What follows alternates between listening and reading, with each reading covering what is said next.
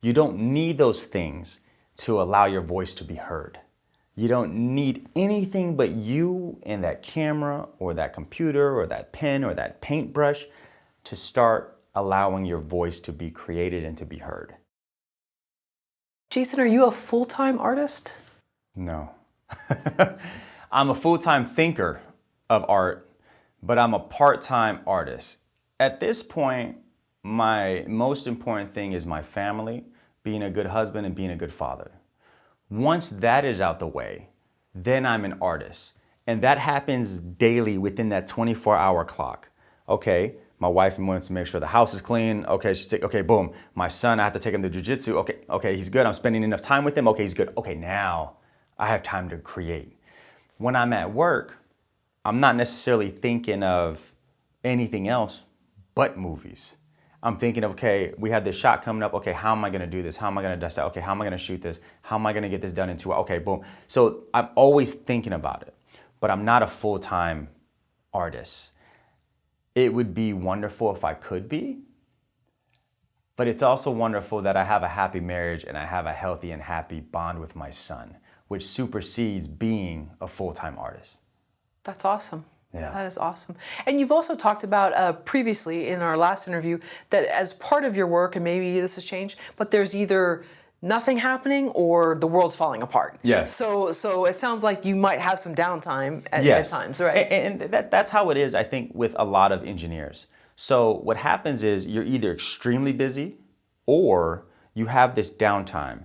And within that downtime, I like to find pockets to be creative, whether that's writing the script, thinking about the next scene, seeing what actors, how am I gonna place them, shoot it. Movies are one of the few things where I can fully visualize and see the scene in real time. I can sit there and just see it. And my wife will notice it. She'll be like, oh, you're thinking about a movie right now, right? I was like, yes, because I'll sit there and kind of zone out. But I can't do that with anything else. Like if we come into this room and you're like, hey, I'm gonna put a couch here and a table here, I cannot see it. I can't visualize it at all.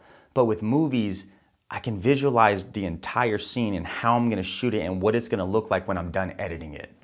Right. Yeah. No, I love that. You said not full-time artist, but full-time thinker? Yes, so I love it. Part-time artist, full-time thinker within the art space. That's awesome. Yeah.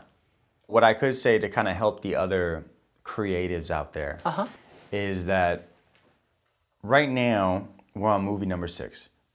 I write, direct, produce, edit, color grade, sound design, all that good stuff.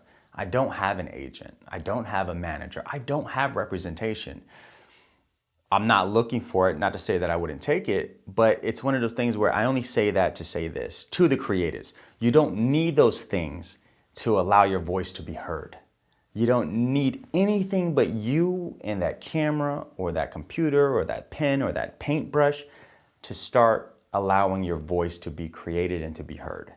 So I think that's a very important thing because a lot of times actors think they need agents, managers, directors think they need, any of this to do something. We live in a time now where you can just do. So. And I love that because you did play the LA actor Sure. sort of, and game is trivializing it, but you were here for several years, and we Sure. talked about that in the last interview, and it can really beat you down, especially you said the worst part was callbacks. Yes. Because you got so close to it. And I love that because I would hear so many people say, well, my agent's not sending me out on anything. Mm-hmm. And the fact that you're like, no, I'm gonna not be in LA anymore. I'm gonna go here to another place, maybe better quality of life, cheaper place, but nicer place probably. Yeah. But I'm gonna do it myself, and I think that's awesome. Yeah, I spent 10 years running that circuit, and I think to myself in hindsight, man, if I would have spent those 10 years just creating and investing in myself, where would I be? What would the landscape look like? Because that's a 10-year gap, which could have been a 10-year head start. So a lot of times, whether you book it or not, it's not based on your talent, it's not based on your look. They may have already casted it, they may have already known who they were gonna cast, or it could have just been something of like, oh, I don't like that person's hair, I like this person's. Okay, cool. So it has nothing to do with you. But as the creative, you take everything personal. You're like, oh man, what did I do wrong? Oh, okay, I didn't get it. It's back to you, but it's like, you may have done everything right and still didn't get it. But if you take your life in your own hands and you spent those 10 years and you made 2 movies, you're 2 movies ahead playing whatever the role is that you wanted to play or be casted in. It may not have the allure or it may not have the shine that that Hollywood film would have had, but you still did it. And that's going to help you further to get that role that you want more than you just auditioning hoping to book a role. I could probably right now put together a killer acting reel for myself, but I only have that material because I've been making movies for the last 5 years. Is that something that eats away at you, that 10 years were, quote, wasted? Because it doesn't, is it really wasted? No. That's okay. my word. Yeah, absolutely. And I love that you put it that way because it makes me think about it differently and recalibrate the way I think about it. It's not that it was wasted because in that time I met my wife. We had our child and I'm so happy for it. But what it was is, in hindsight, it's very selfish because it's where could I have been? Along this is where I start and this is where I want to be. Let's say right now I'm here within the creative space. We're not talking life and family. We're just talking about within the creative space. You're an actor or a director or a writer. You start here, you're here, but you could have been here. Those 10 years, a friend of mine talked about it. We didn't have the proper resources. We didn't have the real material. We weren't necessarily training like we were supposed to. We weren't ready. We had youth and enthusiasm and optimism. And then over time, the beatdowns of not progressing starts weighing on you no matter how optimistic you are.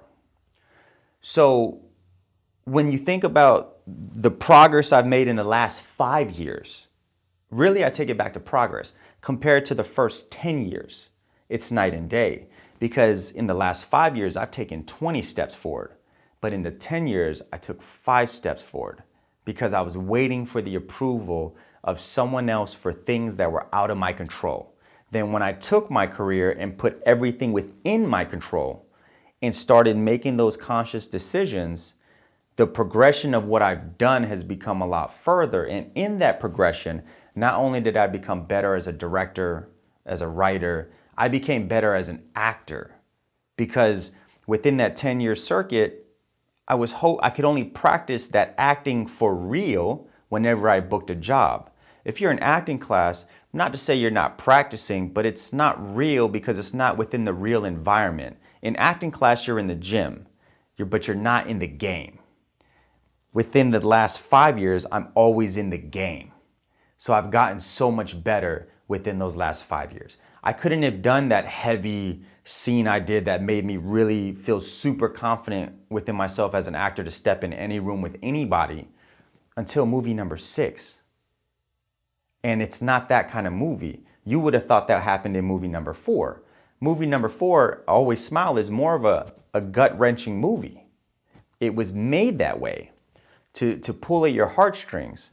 But the performance in movie number 6 for that one scene, because the whole movie's not that way, but in Speed Faster for that one scene, my whole thought process of acting became full circle where I was like, okay, you got it. You don't have to question yourself ever again. It doesn't matter who's on the other side or who's next to you in the scene. You, Jason Park, you got it. But you took some knocks when you were in LA, and I think sometimes we don't see it in the moment, but knocks toughen us up and they give us a chip on our shoulder. Sure. And I think that chip can be helpful because sometimes when people are too soft, they don't take chances. Yeah, absolutely. And so, without having to go back into some of the stuff that you talked about in our last interview, we can link it to this one, but that maybe that was needed. That was sort of an incubation. Yeah. It almost feels like it was an alpha stage or a beta stage. It now in hindsight, it feels like, man, that toughened you up and kind of got you to a position where you were like, I've had enough. Let me go and invest in myself, because we don't know where the next 10 years could be, right? I could be in a position to where I'm able to elevate other creatives on a larger scale because I'm no longer in the Jason Park indie space position. I'm now in the, hey, what's up, Tyler, Mr. Perry? Okay, yeah, can we do this? Okay, great, right? I can make that phone call now because I've generated such a body of work that then generated the numbers, that then generated the finances, that now the conversations are in different rooms. I'm no longer the actor that I once wanted to be. I'm now the guy that makes projects that are successful.